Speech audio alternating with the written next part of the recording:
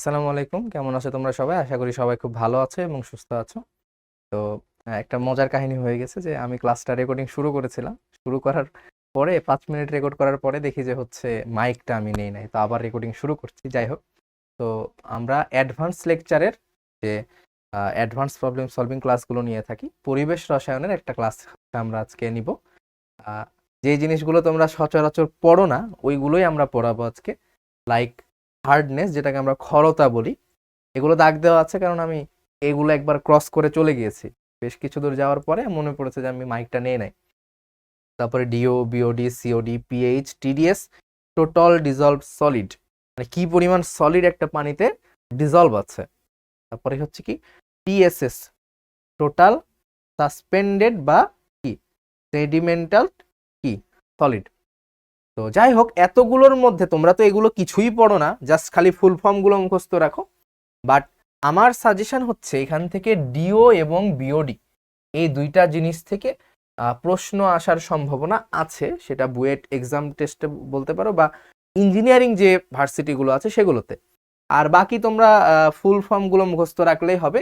আর খরতা থেকে কম বেশি কিছু প্রশ্ন আসে। তো এইখানে যেমন এই যে কিছু দেওয়া আছে যে এই পানির যে এগুলো কি পানির বিশুদ্ধতার মানদণ্ড, মানে পানির বিশুদ্ধতাকে তুমি পিএইচ দিয়েও প্রকাশ করতে পারো, খরতা দিয়েও প্রকাশ করতে পারো, এক এক ভাবে তুমি মানদণ্ড প্রকাশ করতে পারো। তো এখানে যেমন দেখো যে WHO ওয়ার্ল্ড হেলথ অর্গানাইজেশন এটা কর্তৃক যে অনুমোদিত কিছু মান আছে সেটা দেওয়া আছে, চাইলে মুখস্থ রাখবা। এটা তুমি এখন মুখস্থ রেখে তোমার 10 দিনের বেশি বা 5 দিনের বেশি মুখস্থ থাকবে না। তো আমার সাজেশন হবে যে এটা জাস্ট এক্সামের আগের রাতে একটু দেখে যাবা, মুখস্থ করে যাবা। আচ্ছা, তারপরে আমরা যেটা পড়বো এখান থেকে খরতা। তো খরতা কি জিনিস এটা বোঝানোর জন্য আমি বলছিলাম যে তুমি যদি মনে করো যে একটা পানি নিয়েছো, এই পানি নিয়ে তুমি এখন এখানে কাপড় ধুইতে যাবা, কাপড়টা পরিষ্কার করতে যাবা। কাপড় পরিষ্কার করার সময় তুমি যদি দেখো যে তুমি বারবার সাবান ঘষছো, বাট তোমার কাপড় পরিষ্কার হচ্ছে না, সাবানে ফেনা হচ্ছে না, কোনো কাজই হচ্ছে না, তখন তোমাকে বুঝতে হবে এই পানিতে হার্ডনেসের পরিমাণ অনেক বেশি হয়ে গেছে, মানে খরতার পরিমাণ বেড়ে গিয়েছে। কেন পানি খরতা থাকলে সাবান কাজ করে না, এই জিনিসটা তোমার পরীক্ষায় আসতে পারে। তখন তুমি মানে চোখে মুখে সর্ষে ফুল দেখবা যে এগুলো তো কিছুই পড়ি নাই, কেমিস্ট্রি মনে হয় মুখস্থ জিনিস, বাদ দে এগুলো। বাট এগুলো খুব ইজি ইজি কনসেপ্ট। কেমিস্ট্রি কিন্তু লাইফ সায়েন্সের একটা পার্ট। তো লাইফ সায়েন্সের ব্যাখ্যামূলক প্রশ্নগুলো তোমাকে পারতে হবে। কি কি কারণে এটা হলো, কি কারণে এটা হলো না, এরকম কিছুটা। ওকে, তো দেখো খরতাকে আমরা জাস্ট নর্মালি সংজ্ঞায়িত করে থাকি এইভাবে যে পানিতে যদি ক্যালসিয়াম, ম্যাগনেসিয়াম, অ্যালুমিনিয়াম, আয়রন এই 4টি আয়ন থাকার জন্য পানি ক্ষর হয়। তো এগুলোর কি থাকে, এর 4টা আয়নের হয় থাকে কার্বনেট মানে বাইকার্বনেট HCO3-, অথবা এই 4টা আয়নের থাকে ক্লোরাইড, অথবা এই 4টা আয়নের থাকে সালফেট। বুঝেছো? মানে হয় ক্যালসিয়াম বাইকার্বনেট থাকে, অথবা ক্যালসিয়াম ক্লোরাইড থাকে, অথবা ক্যালসিয়াম সালফেট থাকে, অথবা কি iron bicarbonate, ferrous bicarbonate, ferrous sulphate বা ফেরাস ক্লোরাইড এগুলো থাকে। এরকম যখন পানিতে থাকে তখন এগুলোকে আমরা ক্ষর পানি বলি বা কি হার্ডনেস অফ ওয়াটার বলি বা হার্ড ওয়াটার বলি। তো এই হার্ডনেস আবার দুই রকমের, ক্ষরতা আবার দুই রকমের হয়, একটা হচ্ছে অস্থায়ী বা টেম্পোরারি ক্ষরতা, আর একটা হচ্ছে পার্মানেন্ট বা স্থায়ী ক্ষরতা। তো টেম্পোরারি যেটা, এগুলো আমাদের পড়ার খুব একটা মেন উদ্দেশ্য না, আমরা ম্যাথমেটিক্সে যাব। তো টেম্পোরারিতে যেটা থাকে সেটা হচ্ছে বাইকার্বনেট থাকলে সেটাকে আমরা বলি হচ্ছে টেম্পোরারি। যেমন কি বাইকার্বনেট থাকতে পারে, ক্যালসিয়াম বাইকার্বনেট, ক্যালসিয়াম বাইকার্বনেট বা ম্যাগনেসিয়াম বাইকার্বনেট, এগুলো যদি কোনো পানিতে থাকে তখন আমরা এটাকে বলি হচ্ছে অস্থায়ী ক্ষরতা। এটা দূর করা যায়, অনেকভাবে দূর করা যায়। আর পার্মানেন্ট কখন হয়, যখন সেখানে থাকে ক্লোরাইড লবণ বা সালফেট লবণ যখন থাকে, সেখানে আমরা বলি হচ্ছে এটা পার্মানেন্ট ক্ষরতা বা পার্মানেন্ট হার্ডনেস। যেমন ক্যালসিয়াম সালফেট CaSO4, বা ক্যালসিয়াম ক্লোরাইডও হতে পারে, বা ম্যাগনেসিয়াম হতে পারে, বা অ্যালুমিনিয়ামের হতে পারে। যে কোনটারই যদি এরকম বাইকার্বনেট থাকে সেটাকে আমরা বলি টেম্পোরারি হার্ডনেস। আর যদি এই যে কোনোটার ক্লোরাইড বা সালফেট সল্ট থাকে তখন আমরা সেটাকে বলি পার্মানেন্ট হার্ডনেস। তো স্থায়ী ক্ষরতা নির্ণয়ের জন্য যে পদ্ধতিটার কথা বলা আছে, পদ্ধতিতে পরে আসি, মানে আমরা ম্যাথমেটিক্সে যাব। বাট আসলে দেখো মানে কি হয়, সাবান যখন তুমি দাও, তুমি যদি সাবান দাও তখন কোন জিনিসটা হয় এখানে, সাবানটা কি সোডিয়াম স্টিয়ারেট, তাই না? মানে C17H35 COON, সোডিয়াম স্টিয়ারেট। এটার সাথে যখন কি করে ক্যালসিয়ামের যে সল্ট, মনে করো ক্যালসিয়াম বাইকার্বনেট আছে, এই যে ক্যালসিয়াম 2+ তো এখানে আছে, তো এই ক্যালসিয়াম 2+ কি করে, এই যে সোডিয়াম স্টিয়ারেট এটার সাথে বিক্রিয়া করে, এবং বিক্রিয়া করে তৈরি করে জাস্ট কিচ্ছু না, শোনো মনে রাখবা যে এখানে তো এটুকু মাইনাস, সোডিয়াম প্লাস, তাহলে প্লাসটা রিপ্লেস হবে, সোডিয়াম প্লাসটা রিপ্লেস হয়ে ক্যালসিয়ামটা এখানে যাবে। বাট ক্যালসিয়ামের যোজনী যেহেতু 2, তাহলে এই 2টা মাইনাসকে নিতে পারবে, তাহলে ক্যালসিয়াম কি করবে, এখানে 2টা মাইনাসকে নিবে, C17H35 COO2, বোঝা গেল? ক্যালসিয়াম স্টিয়ারেট হয়ে গেল, সোডিয়াম স্টিয়ারেট থেকে ক্যালসিয়াম স্টিয়ারেট। আর ওই পাশে কি তৈরি হবে, সোডিয়াম প্লাস, যেটা পানিতে হচ্ছে ইনসলিউবল, তার মানে এটা পানিতে দ্রবণীয় না, এটা পানিতে দ্রবণীয় না। তার মানে খর পানিতে তুমি সাবান ব্যবহার করতে পারবে না। বাট তুমি যদি খর পানিতে ডিটারজেন্ট ব্যবহার করো তাহলে কিন্তু এটা আবার কাজ করে। এজন্য দেখবা যে সাবানের থেকে ম্যাক্সিমাম জায়গায় ডিটারজেন্টই এখন বেশি প্রচলিত। একটা সময় সাবান বেশি প্রচলিত ছিল, সাবান দিয়ে কাপড় ধোয়া, বাট এখন ডিটারজেন্ট দিয়ে ম্যাক্সিমাম জায়গায় কাপড় ধোয়া হয়, তাহলে আর তোমার ভেজাল থাকে না খর পানি আছে কি নাই। তো এইটা তৈরি হওয়ার কারণে ইনসলিবল, সাবানটা কাজ করতে পারে না। বাট তুমি যদি এখানে ডিটারজেন্ট ইউজ করো, ডিটারজেন্টের সংকেত তোমরা 9-10-এ পড়েছো কিনা জানি না, সেটা হচ্ছে sodium lauryl sulphate, sodium lauryl sulphate. তো লরাইলে মনে রাখবা যে কার্বন নাম্বার হচ্ছে 12টা, তাহলে এটা শুরু হবে CH3 দিয়ে, CH2 10, CH2 OSO3 Na, বুঝা গেল?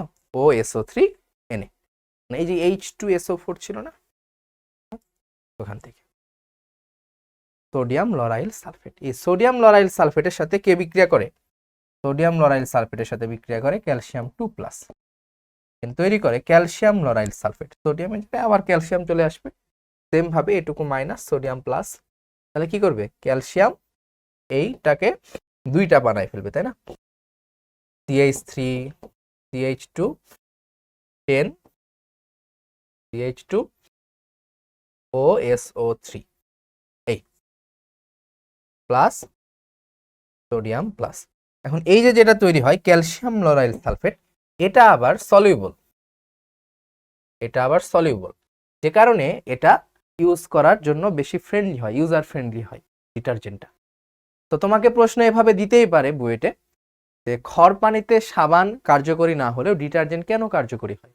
তো তুমি যদি মুখে ভাষায় কথা লেখার পাশাপাশি এই 2টা বিক্রিয়া দিয়ে দাও, জাস্ট এই 2টা বিক্রিয়া দাও, আর কিচ্ছু তোমার লাগবে না, তুমি এটাতে ফুল মার্কস পেয়ে যাবা, এটুকু আমি গ্যারান্টি দিতে পারি।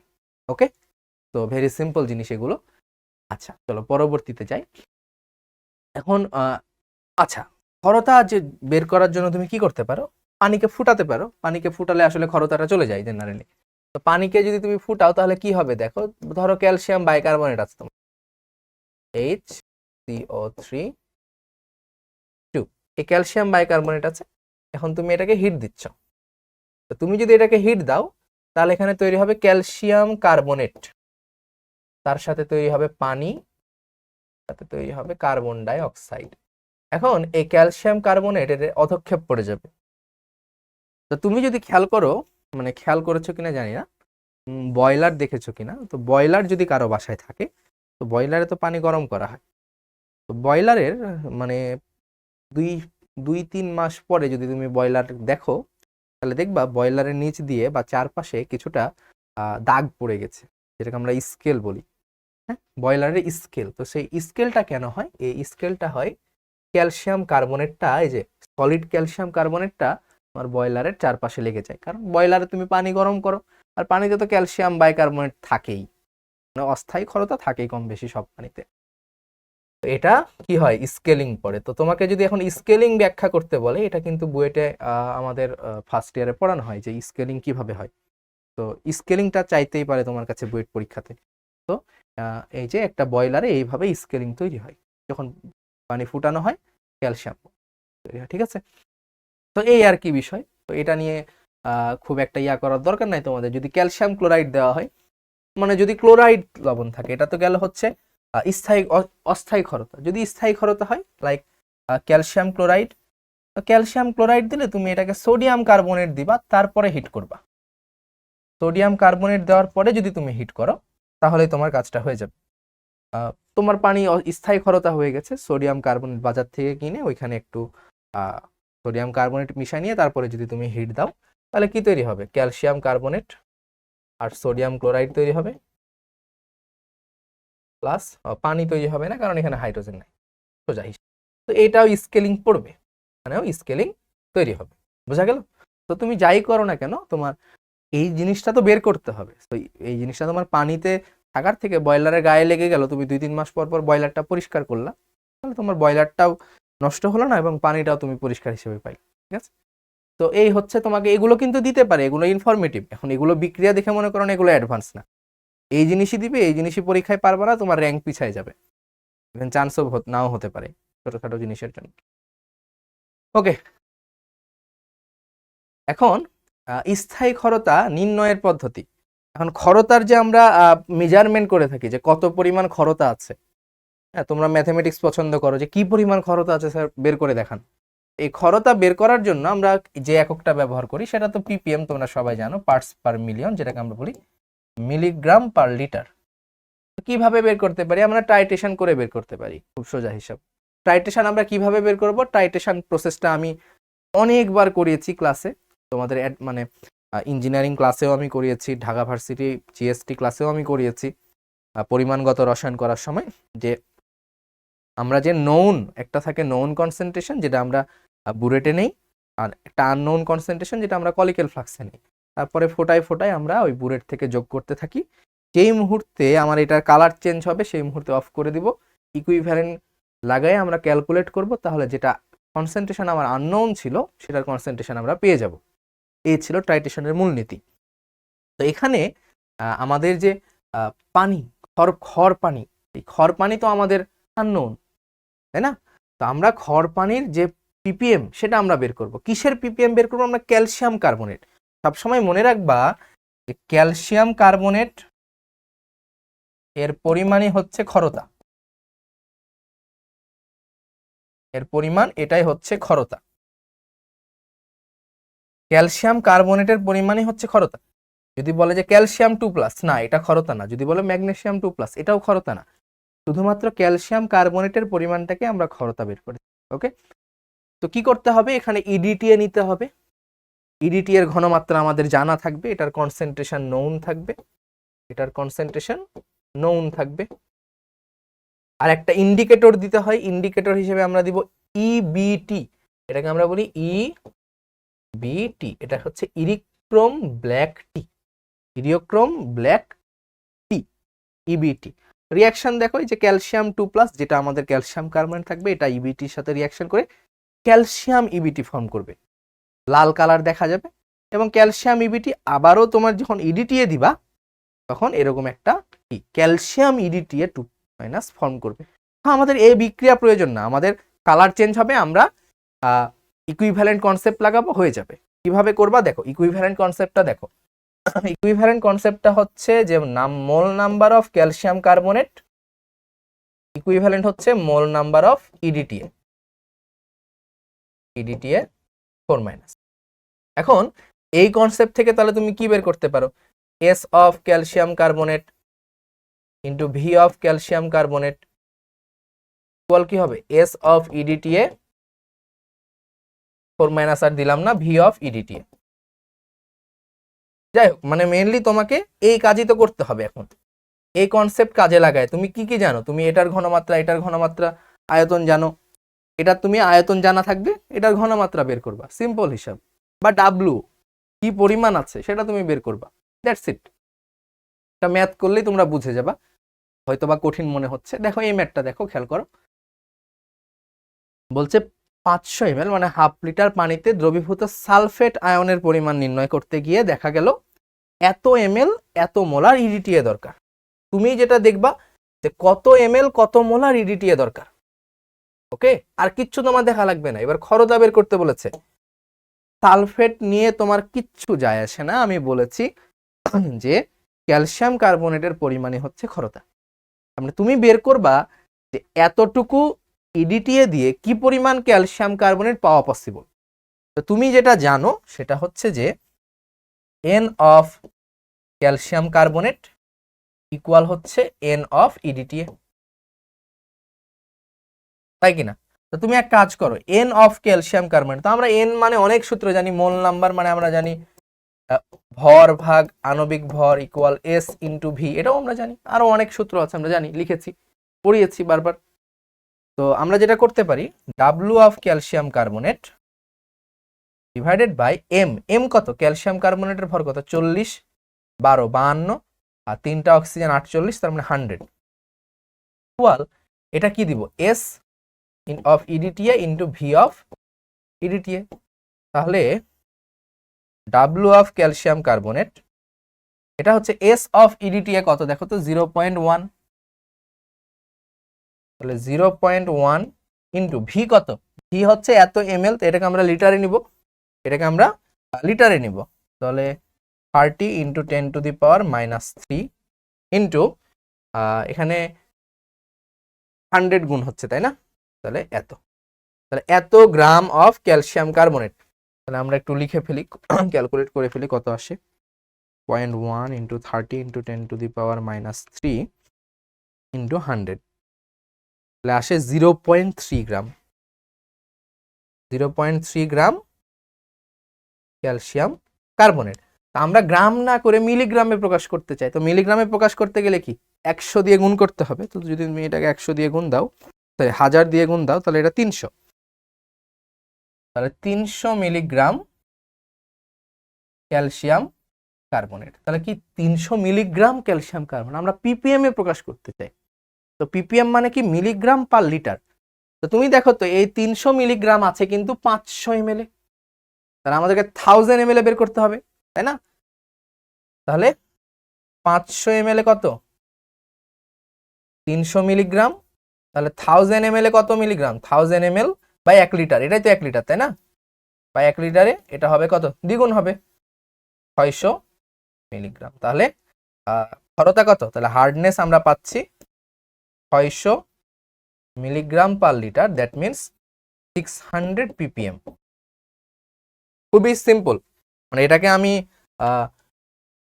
অনেক সাসপেন্স দিয়ে কঠিন বানাতে যাচ্ছি না, একদম easy concept, easy math, just equivalent concept দিয়ে ম্যাথ হয়ে যায়। আমি যখন ইয়ার ক্লাস নিয়েছিলাম পরিমাণগত, তখন বলেছিলাম যে একটা ইকুইভ্যালেন্ট কনসেপ্ট মনে রাখলে তোমার অনেক ম্যাথ হয়ে যায়, জাস্ট এটুকু মনে রাখ, ক্যালসিয়াম কার্বনেট ইডিটি। ওকে, তো এটা তোমরা করে ফেলতে পারবা বাকিটা। তো দেখো আসলে ক্যালসিয়াম কার্বনেটের সাথে যখন ক্যালসিয়ামের একটা রেশিও পাচ্ছি, ম্যাগনেসিয়ামের রেশিও পাচ্ছি, অ্যালুমিনিয়ামের রেশিও পাচ্ছি। তো আমি একটু যদি বলে দেই, দেখো তো ক্যালসিয়াম কার্বনেট CaCO3, এটাকে যদি তুমি ভাঙো তাহলে এটা হচ্ছে Ca2+ যোগ CO3 2-। তো ক্যালসিয়াম কার্বনেটের ভর হচ্ছে 100 গ্রাম, আর ক্যালসিয়ামের কত? 40 গ্রাম। তার মানে 100 গ্রাম ক্যালসিয়াম কার্বনেটে 40 গ্রাম ক্যালসিয়াম থাকে, ঠিক কিনা? ঠিক। তাহলে 50 গ্রাম ক্যালসিয়াম কার্বনেটে 20 গ্রাম ক্যালসিয়াম থাকবে, খুবই স্বাভাবিক কথা। আচ্ছা, এই 50 গ্রাম ক্যালসিয়াম কার্বনেট, ক্যালসিয়াম কার্বনেটের কিন্তু তুল্য ভর, তুল্য ভর মানে বুঝো, তুল্য ভর, তুল্য ভর মানে হচ্ছে m/e। তাহলে ক্যালসিয়াম কার্বনেটের ভর ছিল 100 ডিভাইডেড বাই 2 তুল্য সংখ্যা, তাহলে 50। এটা গেল এম কি কার? ক্যালসিয়াম কার্বনেটের তুল্য ভর। ক্যালসিয়ামের তুল্য ভর কত? ক্যালসিয়ামের তুল্য ভর হচ্ছে m/e। এম কত? ক্যালসিয়ামের 40, তুল্য সংখ্যা 2, তাহলে হচ্ছে 20। সেম ভাবে আমি যদি বলি ম্যাগনেসিয়ামের তুল্য সংখ্যা কত, তুল্য ভর কত, তাহলে m/e। তো ম্যাগনেসিয়ামের হচ্ছে কত? 24/2, কারণ Mg2+ হয়, তাহলে 12। অ্যালুমিনিয়ামের যদি আমি বলি তাহলে M/E, অ্যালুমিনিয়ামের কত 27 ভাগ তুল্য সংখ্যা 3, তাহলে হলো 9। তাহলে ক্যালসিয়াম কার্বনেটের তুল্য ভর 50, ক্যালসিয়ামের তুল্য ভর 20, ম্যাগনেসিয়ামের তুল্য ভর 12, অ্যালুমিনিয়ামের তুল্য ভর 9। তো এই জিনিসটা এখানে লেখা আছে তুল্য ভরের ইকুইভ্যালেন্ট দিয়ে, যে 50 গ্রাম ক্যালসিয়াম কার্বনেট ইকুইভ্যালেন্ট 20 গ্রাম ক্যালসিয়াম 2+ ইকুয়াল 12 গ্রাম ম্যাগনেসিয়াম 2+, 9 গ্রাম অ্যালুমিনিয়াম 3+, আর আয়রন কত 56। তো 56 কে 2 দিয়ে ভাগ দিলে 28। ঠিক আছে, সো এইভাবেও আমরা করতে পারি। এটার আমরা ম্যাথ দেখব যে 500 ml পানিতে যদি 100 গ্রাম ক্যালসিয়াম 2+ থাকে তাহলে খরতা কত 100 মিলিগ্রাম। তো ক্যালসিয়াম 2+ থাকলে তো বুঝতেই পারছো। দেখো আমাদের ক্যালসিয়াম প্লাস কতটুকু আছে সেটা খরতা না, আমাদের খরতার নির্ণয়ের যে একক সেটা হচ্ছে ক্যালসিয়াম কার্বনেট। তো আমাদেরকে আগে দেখতে হবে, আমরা জানি যে 20 গ্রাম ক্যালসিয়াম 2+ ইকুইভ্যালেন্ট হচ্ছে কত 50 গ্রাম ক্যালসিয়াম কার্বনেট। তাহলে 100 গ্রামে কত সেটা বের করতে হবে। তাহলে একে কত, তাহলে 1 গ্রাম ক্যালসিয়াম 2+ ইকুইভ্যালেন্ট 50 ভাগ 20 গ্রাম অফ ক্যালসিয়াম কার্বনেট। তাহলে 100 মিলিগ্রাম, আচ্ছা মিলিগ্রাম করে দেই, তাহলে সবই মিলিগ্রাম হয়ে গেল, মিলিগ্রাম এমজি। তাহলে 100 milligram calcium 2+ equivalent 50/20 into 100 milligram of calcium carbonate. 20-এ 50, তাহলে 1-এ 50/20, তাহলে 100-তে কত, এটার সাথে 100, তাহলে এটা কাটলে কত হয় 5 20-এ 100, 250 মিলিগ্রাম ক্যালসিয়াম কার্বনেট।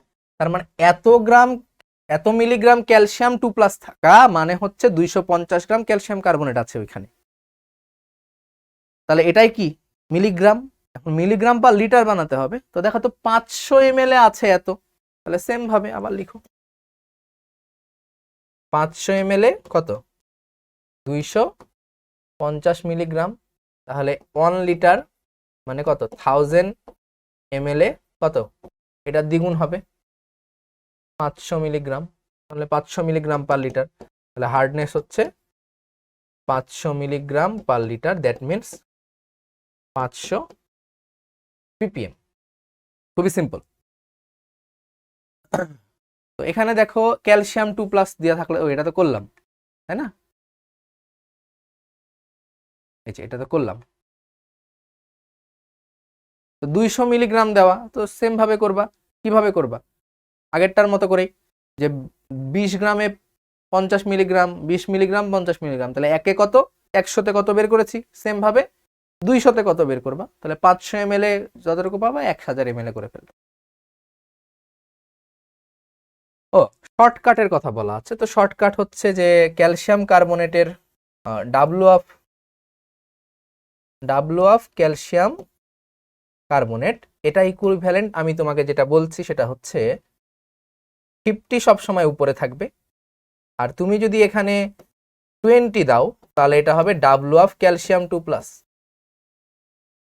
ইকুয়াল 50 তুমি যদি ম্যাগনেসিয়াম দাও তাহলে 12, মানে ক্যালসিয়াম কার্বনেটের মেন কথা হচ্ছে যে W of calcium carbonate equal হচ্ছে W of M/E of calcium carbonate divided by M/E of X into W of X। এই হচ্ছে মেন ফর্মুলা। তো 50 ক্যালসিয়াম কার্বনেটের জন্য সবসময় 50, আর 20 কার নিচে 20, এটা হচ্ছে এক্স এর জায়গায় তখন কি হবে ক্যালসিয়াম 2+, 12 দিলে এটা হচ্ছে ডাব্লু অফ ম্যাগনেসিয়াম 2+, 50/9 দিলে এটা হবে ডাব্লু অফ অ্যালুমিনিয়াম 3+, যদি তুমি দাও 28 তাহলে এটা হবে ডাব্লু অফ Fe2+।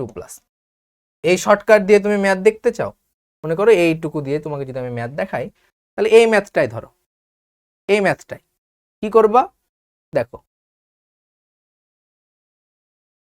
কি করতে হবে। 100 মিলিগ্রাম ক্যালসিয়াম, তাই না? তাহলে আমাদেরকে ডাব্লু অফ ক্যালসিয়াম কার্বনেট, তাহলে 50/20 ইন্টু কত, 100। সিম্পল, কারণ ক্যালসিয়াম আছে না, তাহলে নিচে ক্যালসিয়ামের তুল্য ভর ইন্টু ক্যালসিয়ামের ভর, তাহলে 5 250, তাহলে 250 কততে, 500তে, তাহলে 1 লিটারে কত, 500 ppm। শর্টকাটে হয়ে গেল। যদি এটা বের করো তাহলে ডাব্লু অফ ক্যালসিয়াম কার্বনেট কত হবে, 50, ক্যালসিয়াম দেওয়া আছে তাই না, তাহলে 20 ইন্টু 200, তাহলে কত, এখানে থাকে 10, 500, 500 ml 500, তাহলে 1000 ml 1000, তাহলে এটা হবে 1000 ppm। ওকে, এই ম্যাথটা দেখো, এত পানিতে এত গ্রাম ক্যালসিয়াম, এত গ্রাম ম্যাগনেসিয়াম, এত গ্রাম অ্যালুমিনিয়াম আছে, তিনটাই আছে, তাহলে ক্ষরতা কত? তো ক্ষরতা এখানে সিম্পল, তুমি যদি ডাব্লু অফ ক্যালসিয়াম কার্বনেট বের করো তাহলে দেখো 50 ভাগ ক্যালসিয়াম, তাহলে ক্যালসিয়ামের জন্য 20 ইন্টু এখানে গুণ দিবা 40 প্লাস 50 ভাগ এখানে কত ম্যাগনেসিয়াম, তাহলে নিচে 12 ইন্টু কত গ্রাম আছে, 36 গ্রাম ম্যাগনেসিয়াম প্লাস 50 ভাগ অ্যালুমিনিয়ামের জন্য নিচে 9, কারণ অ্যালুমিনিয়ামের তুল্য ভর 9 ইন্টু 45, এই যে 45, তাহলে এটুকু কাটাকাটি করলে 2, তাহলে 100 প্লাস 3 বারাং 36, তাহলে 150 প্লাস 5 নং 45, 5 পাঁচে 25, 250, 400 একে 500, তাহলে 500 মিলিগ্রাম, তাহলে 500 ml 500 মিলিগ্রাম, তাহলে 1000 ml 1000 মিলিগ্রাম। শেষ। তো এগুলো তোমরা পারবা। ক্যালসিয়াম 2+, অধক্ষিপ্ত করতে এত ml এর সোডিয়াম কার্বনেট দরকার, ক্ষরতা কত? এটা নিয়ে তোমার এত মাথা ব্যথা করার কোনো প্রয়োজন নাই, তুমি জাস্ট কি করবা, এটারও তুল্য সংখ্যা 2, এটারও তুল্য সংখ্যা 2, তাই না, জানোই তুমি, তাহলে কি করবা, n of calcium carbonate equal n of sodium carbonate, Na2CO3। তো এখান থেকে তুমি ক্যালসিয়াম কার্বনেট কত পরিমাণ আছে সেটা বের করে ফেলতে পারো। তো এটা তোমরা করে নিবা বাসায় নিজেরা। দেখো সবই দেওয়া আছে, যে সোডিয়াম কার্বনেটের SV দেওয়া আছে, 200 ml দেওয়া আছে, এখানে W/M করবা তাহলে হয়ে যাবে। ওকে, সো DO, ডিজলভড অক্সিজেন, এটাই হচ্ছে বলতে গেলে যে আমাদের লাস্ট টপিক বলতে পারো, কারণ DO বের করতে পারলে BOD বের করা যাবে। তো আগের মতোই জাস্ট কিছু টাইট্রেশন ইউজ করে আমরা করে ফেলতে পারবো। তো একটা পানিতে কি পরিমাণ অক্সিজেন ডিজলভড আছে, পানিতে তো অক্সিজেন লাগবে তাই না, গাছপালা আছে, মাছ আছে, বিভিন্ন অণুজীব আছে, কি পরিমাণ অক্সিজেন ডিজলভড আছে সেটাকে বলা হয় DO, ডিজলভড অক্সিজেন। তো তোমাদেরকে যদি প্রশ্ন এরকম দিবে যে DO এর পরিমাণ বেশি হওয়া ভালো নাকি কম হওয়া, অক্সিজেন যত ডিজলভ থাকবে তত ভালো, কারণ সেখানে কি পশু পাখির জন্য বেঁচে থাকা ইজিয়ার হবে, ভালো হবে, অক্সিজেনের তো একটা ডিমান্ড দরকার তাই না। আচ্ছা, ভালো, তাহলে DO যত বেশি তত ভালো। তো DO মানে হচ্ছে ডিজলভড অক্সিজেন। তো এই DO কিভাবে আমরা ক্যালকুলেট করি, এটার একটা মেথড আছে, সেটা হচ্ছে উইঙ্কলার আয়োডোমেট্রিক মেথড। তো উইঙ্কলার আয়োডোমেট্রিক মেথডে এই এতগুলো জিনিস আছে। আমাদের এতগুলো জিনিস দেওয়ার দরকার নাই, তোমরা আয়োডোমিতি, আয়োডোমেট্রি এগুলো পড়ে আসছো তাই না, আমি পড়িয়েছিলাম তোমাদেরকে, এই বিক্রিয়াটা ছিল ওইখানে। তো আমরা এত কিছু দেখবো না, আমরা জাস্ট দেখবো যে দেখো এখানে খেয়াল করো, এই যে ম্যাঙ্গানিজ হাইড্রক্সাইড, এটা হাফ মোল অক্সিজেনের সাথে বিক্রিয়া করছে, কি তৈরি করছে, এইটা, তাহলে এইটার সাথে আবার এইটা, দেন খেয়াল করো, খেয়াল রাখবা এখানে আয়োডিন, এখানে আয়োডিন, এখানে, তাহলে এটার সাথে এটা যদি লিঙ্ক করো তাহলে 2 মোল থায়োসালফেট ইকুয়াল 1 মোল এইটা। আবার দেখো এইটা এখানে, এইটা এখানে, তো এটার সাথে যদি এটা লিঙ্ক করো তাহলে এটা থেকে গেল, এটা কাটাকাটি হয়ে গেল, তাহলে 2 মোল সোডিয়াম থায়োসালফেট ইকুয়াল 1 মোল এইটা।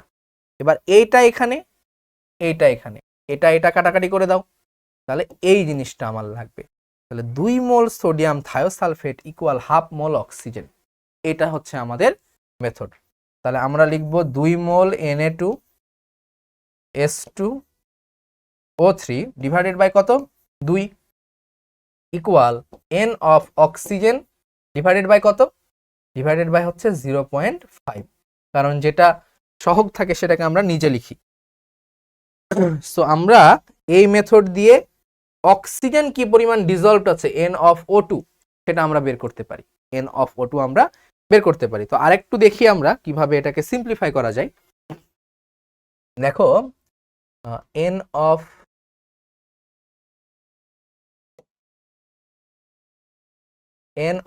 Na2S2O3 ডিভাইডেড বাই হচ্ছে 2 equal N of O2 divided by 0.5। তাহলে এটাকে যদি তুমি এই পাশে নিয়ে আসো, মানে 0.5 যদি তুমি গুণ ভাগ করো, তাহলে তুমি এরকমটা পাবা যে N of O2 equal N of Na2S2O3 divided by 4 এরকমটা আসবে। তাহলে N অফ O2 মানে কি W of O2 divided by oxygen কত 32 ইকুয়াল N, আচ্ছা N এর জায়গায় আমি যেটা লিখতে পারি V of Na2S2O3 into S of sodium thiosulphate Na2S2O3 divided by 4। খেয়াল রাখো, তাহলে W অফ O2 ইকুয়াল এই 32 যদি ওই পাশে যায় 4 আর 32 কাটাকাটি হয়ে থাকে 8, তাহলে 8 into V of Na2S2O3 into S of Na2S2O3। তো এতটুকু দিয়ে তুমি কাজ চালিয়ে দিতে পারবা যদি তোমার সোডিয়াম থায়োসালফেটের আয়তন জানা থাকে আর ঘনমাত্রা যদি জানা থাকে। এখান থেকে তুমি অক্সিজেন কি পরিমাণ লাগে সেটা তুমি পেয়ে যাবা। তো আমরা এখান থেকে অক্সিজেন যেটা পাবো সেটা কিন্তু পাবো গ্রাম এককে, সেটা আমরা পাবো গ্রাম এককে, বাট আমাদের দরকার মিলিগ্রাম এককে। তাহলে W অফ O2 ইকুয়াল, তাহলে 1000 দিয়ে গুণ হবে, তাহলে 8000 V of Na2S2O3 S of Na2S2। তো এটা আমরা কাজে লাগাবো। যদি 1 লিটারে হয় তাহলে ppm। এখন মনে করো এটা 1 লিটারে হচ্ছে না, সামথিং x লিটারে, তাহলে x লিটারের জন্য তুমি পাচ্ছ 8000 V of Na2S2O3 S of Na2S2O3। তাহলে 1 লিটারের জন্য আমার দরকার, তাহলে 1 লিটারের জন্য কত হবে 8000 into V of Na2S2O3 S of Na2S2O3 divided by x। তাহলে এইটা হচ্ছে ppm, এটাই হচ্ছে কি DO নির্ণয়ের ফর্মুলা। দেখালে বুঝতে পারবা, ম্যাথ দেখালে। এই যে এটা এখানে দেওয়া আছে, দেখো এই ম্যাথটা। 100 ml পানিতে দ্রবীভূত অক্সিজেন নির্ণয় করতে দেখা গেল এত ml থায়োসালফেট প্রয়োজন, তাহলে ডিও নির্ণয় করতে বলেছে। তো খুবই সিম্পল না, আমরা বললাম যে W অফ অক্সিজেন ইকুয়াল কি বললাম 8000 into T of sodium thiosulphate S of sodium thiosulphate. তাহলে কত 8000 ইন্টু V কত 300 ইন্টু 10⁻³ কারণ কিসে নিতে হবে লিটারে নিতে হবে, ইন্টু 0.1। তাহলে কত আসে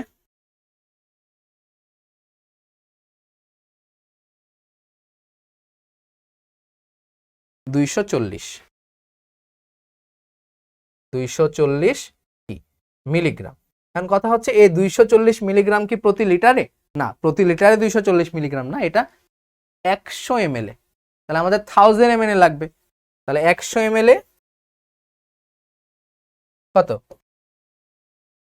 240 মিলিগ্রাম, তাহলে 1000 ml এ কত হবে 10 গুণ হবে, তাহলে হবে 2400 মিলিগ্রাম, তার মানে এত ppm। এখন যদি আমরা সরাসরি এই ফর্মুলা দিয়ে করতে চাই ওইটা যে 8000 V of sodium thiosulphate S of sodium thiosulphate, আর ওই যে x লিটারে ছিল এত, তাহলে 1 লিটারে কত আমরা এই ফর্মুলা দিয়ে তো করলাম, তাহলে x দিয়ে ভাগ দিতে হবে। তো আমরা চলো এই ফর্মুলা দিয়ে করে দেখাই তোমাকে। DO ডিও হচ্ছে 8000 into V into S divided by X. তাহলে 8000, ভি কত? ভি হচ্ছে 300 ml। আচ্ছা, তাহলে 300 ইন্টু 10⁻³ লিটারে নিলাম। এস কত? 0.1 ডিভাইডেড বাই এক্স কত? এই যে 100। 100 ইন্টু 10⁻³ লিটারে নিলাম। তো দুইটাই কাটাকাটি হয়ে যাবে, সো তুমি চাইলে দুইটা ml এ নিতে পারো, কোনো সমস্যা নাই। তো যদি তুমি এটা এখন ক্যালকুলেট করো তাহলে দেখবা এই দুইটা 0 কেটে যায়, 3 8 24, তাহলে 2400 ppm milligram per litre. So তুমি এই পুরো মেথডটা ওইটা দিয়ে করে ফেলতে পারো। জাস্ট ডিওর জন্য এই ফর্মুলাটা মনে রাখবা। বিওডি, এখন বিওডি কি জিনিস? বিওডি হচ্ছে বায়োকেমিক্যাল বায়োলজিক্যাল অক্সিজেন ডিমান্ড বলা হয়। তো এটা খুবই ইজি। তুমি যেটা করবা, তোমার এই পানির এই আগের মেথডে পানিতে এখন তুমি মনে করো এটা ডে ওয়ানে তুমি একটা ডিও মাপলা আগের পদ্ধতিতে, তো ডিও 1 মেপে দিলা। তারপরে কিছু পরিমাণ ময়লা আবর্জনা তুমি যোগ করলা, বা তোমার আশেপাশে যদি কোনো বিড়াল বা কুকুর যদি মরে থাকে এটাকে তুমি পানিতে ফেলে দিলা। পানিতে ফেলে দেওয়ার পরে তুমি 5 দিন ওয়েট করো। তো তুমি ডে 5-এ যাও। ডে 5-এ যাওয়ার পরে তুমি আবার সেম পদ্ধতিতে ডিও নির্ণয় করো এই পানির। দেন তুমি এখানে পাবা ডিও, এটা 5 নাম্বার দিনের ডিও। ওকে, তাহলে এটা হচ্ছে ডিও 1, এটা হচ্ছে ডিও 5, তো 5 নাম্বার দিনের ডিও। তো ডিও এখন কমে যাবে না বেড়ে যাবে? দেখো, তোমার প্রথম দিনে একটা অক্সিজেন তো ছিলই, সে 100 ppm ছিল। এখন তুমি যে ওখানে একটা মরা কুকুর বা বিড়াল ফেলে দিয়েছো, তো তাকে তো পচানোর জন্য কিছু পরিমাণ অক্সিজেন এখান থেকে ক্ষয় হয়ে যাবে। 100 ppm অক্সিজেন ছিল, এখান থেকে কিছু অক্সিজেন ক্ষয় হয়ে যাবে। তো মনে করো এখানে 20 ppm অক্সিজেন ক্ষয় হয়ে গেছে, তাহলে তোমার ডিও 5 কত পাবা? 80 পাবা। বাট কতটুকু ক্ষয় হয়েছে সেটা তো তুমি আগে বুঝবা না। তুমি যেটা পাবা, ডিও 1 এর ভ্যালু তুমি মাপবা 100, আর ডিও 5 তুমি পাবা দেখা যাচ্ছে 80 ppm।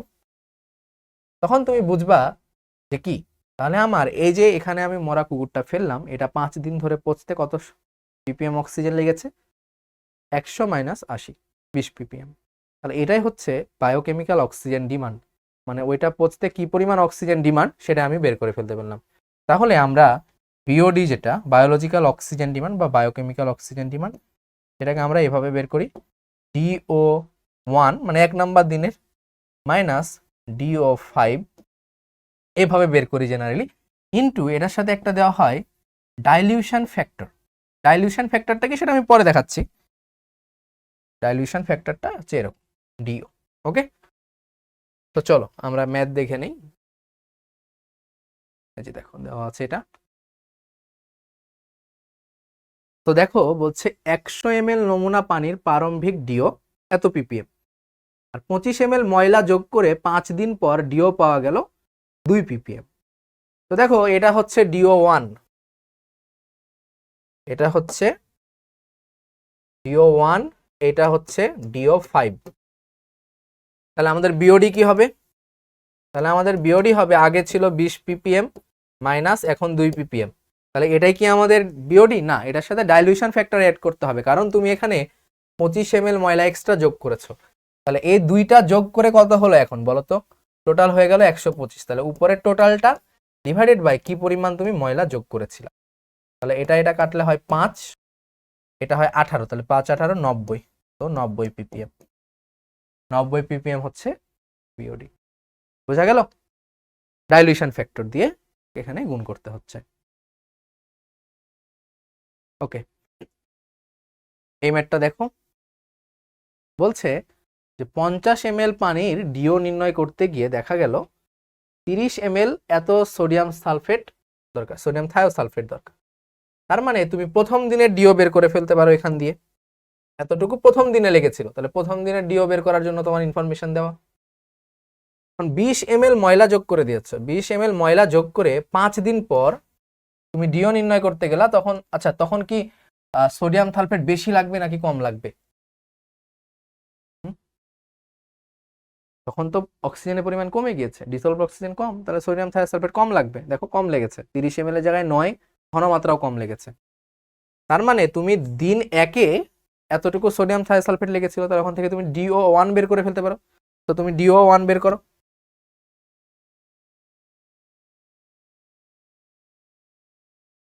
তুমি DO1 বের করো। তো DO1 হবে, মনে আছে, 8000 into V into S divided by X, মনে আছে? আচ্ছা, কত তাহলে বলো? প্রথম দিনে ছিল 50 ml ছিল, প্রথম দিনে 50 ml পানিই ছিল, কোনো ময়লা যোগ করা হয় নাই।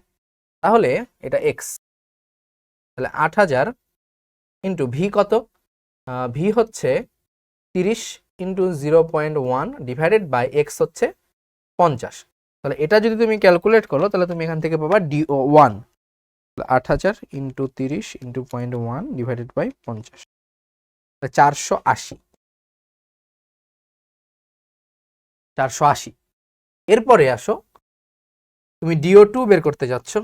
DO2, তাহলে DO2 যদি তুমি বের করো, তাহলে এই যে 5 দিন পরে, সরি DO2 বলতে DO5 আর কি, তাহলে 8000 ইন্টু 9 ইন্টু 0.012 ডিভাইডেড বাই, এখন যে এক্সট্রা দিবা, এখানে তো 50 ml ছিলই, তার সাথে তুমি আরো 20 দিয়েছো, তাহলে তোমার এখানে যোগ করতে হবে 70।